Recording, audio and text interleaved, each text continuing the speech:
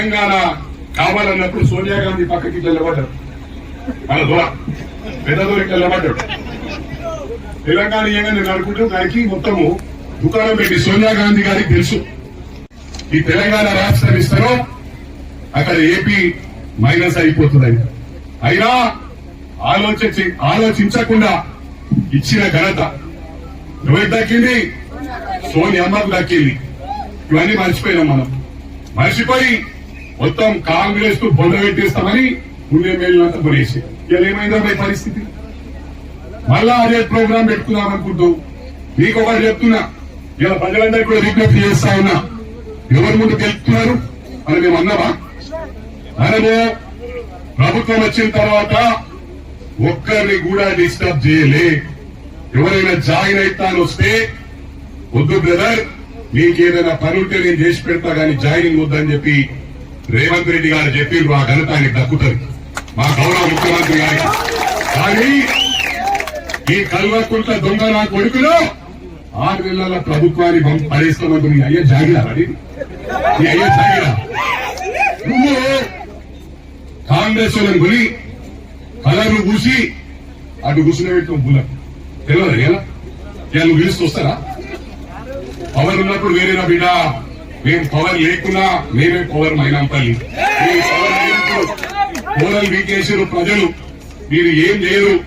ఎక్కువ నకరాలు చేస్తే చెప్తున్నా, పార్లమెంటు లోపట్నే మీ 26-27 మంది ఎమ్మెల్యేలు వీళ్లకు రాకపోతే నా పేరు మైనాంపల్లి హనుమంతరావు. ఎవరైతే డబ్బులకు కొన్నలో ఫస్ట్ వాడిపోయారు దాన్ని ఇవన్నీ గమనిస్తున్నారు జనాలు. వాడడానికి తయారున్నాడు. నువ్వేరే మళ్ళీ బలగొడతావు. ఎప్పటి నీ రోజులేనా?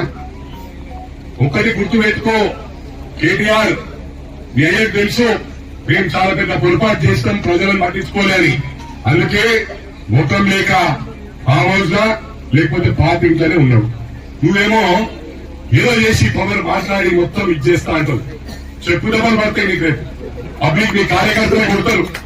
మీ భావాన్ని, నిన్ను, మీ కల్వకుంట్ల కుటుంబాన్ని కొట్టకపోతే నా పేరు మైనంపల్లి హనుమంతరావు కాదని చెప్పి తెలియజేస్తాను. అరే నాకెందుకు రా ఈ పవరు? నేనే పవర్ గీతో అనుకున్నాను. నాకెందుకు రా పవర్? నేనే రామన్రా. రేపు సిద్దిపేటలో ఇంత మందితో రారా కేటీఆర్, రారా హరీష్ రావు, లేకపోతే మెదక్ గత మీదికి రా. మొత్తం రాష్ట్రం అంతా పిలుచుకురా. ఓన్లీ నేను వచ్చినాం, మెదక్ జిల్లాలో వచ్చినాం. నువ్వు మొత్తం రాష్ట్రం అంతా పిలుచుకొచ్చినా ఇంతమంది రారు. ఏమిచ్చినా పైసలకు వస్తారు. ఇట్లా వచ్చి సీటీలు కొట్టారు, కూర్చుంటారు, కార్లలో కూర్చుంటారు, డీసీఎంలు కూర్చుంటారు. పైసలు తీసుకున్నాం. మీ మీటింగ్ వెళ్ళిపోయానేమో కళ్ళతో చూస్తాం. ఇన్ని రోజులు రాజకీయాలను డబ్బులతో భ్రష్టు పట్టించింది. మీరేమో లక్షల కోట్లకి ఎదిరిపోయా. ఏమన్నా ఒక ఎమ్మెల్యే కాంగ్రెస్ వాళ్ళు 10 ఏళ్ళు సఫర్ అయింది. డబ్బులు ఎన్ని రాదు కదా. అది ఒక్కరు 10 కోట్లు ఖర్చు పెట్టారా? మొన్న 5 కోట్లు ఖర్చు పెట్టారు. మీరు 200 కోట్లు, 100 కోట్లు, 50 కోట్లు, పార్టీకి వెళ్ళి 30 కోట్లు. ఎలక్షన్ కమిషనర్ నాడు వాళ్ళు ఏం చేస్తారా? అన్ని బ్లాక్ మనీ మంచబట్టే. మీరు ఇంటికి 2 సార్లు పైసలు, అపార్ట్మెంట్లకు, లీడర్లకు కోట్ల రూపాయలు ఇచ్చి పొరబట్టి ఇన్ని పైసలు ఎవరయ్యా తాగిర్రా? ఎన్నికలు వచ్చినాయిగా పైసలు. పబ్లిక్ తెలియదా?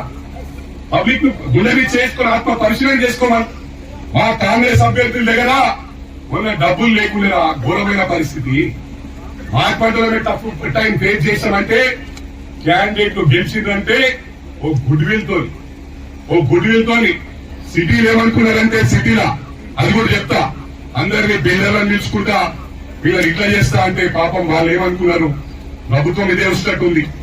సీమాంధ్ర వాళ్ళు మెజారిటీ పీపుల్ ఉన్నారు. వాళ్ళు ఎందుకు ఈ కొడుకులతో తలకాయ నొప్పి? మొన్ననే తెలంగాణ ఉద్యమంలో ఇబ్బంది పాలు చేసి మళ్ళీ ఇంట్లో తలకాయ నొప్పొద్దని మళ్ళీ రియల్ ఎస్టేట్ ఇడబడిపోతుంది. మేమంతా రోడ్ల మీదకి వస్తాం, ప్రభుత్వం గిడది వస్తుంది. కేటీఆర్ గారు పగవంతులని ధర గుద్దిరు, దొంగోట్లు చేపించారు, ఏమి చేయాలని చేసారు. ఏదైనా గుర్తు పెట్టుకోండి, మీ బీఆర్ఎస్ పార్టీ నెక్స్ట్ 5 years లా పోటీ చేయని పార్టీ ఉండదు. మీ కొంగకాలైనా బీజేపీలో పోతారని చెప్పిన సందర్భంగా తెలియజేస్తూ నేను మళ్ళీ వస్తా. మీడియా సోదరులకు, పత్రికా సోదరులకు ఏదైనా తప్పుగా మాట్లాడితే పెద్ద మనసుతో క్షమించండి. ఎందుకంటే ఇక్కడ ఉన్న వాళ్ళు ఎంతో మంది సఫరర్స్ ఉన్నారు. వాళ్ళు లైఫ్ ఏ విధంగా ఎంజాయ్ చేసిండ్రో మాకంటే మీకు బాగా తెలుసు. కాబట్టి పత్రికా సోదరులకు ఎలక్ట్రానిక్ మీడియా సోదరులకు నేను తప్పకుండా వారానికి 2 సార్లు వస్తా. అవసరం అయితే సరిపోదంటే ఇక్కడనే సిద్దిపేటలో ఉంటా అని చెప్పి కూడా ఈ సందర్భంగా మనం చేస్తూ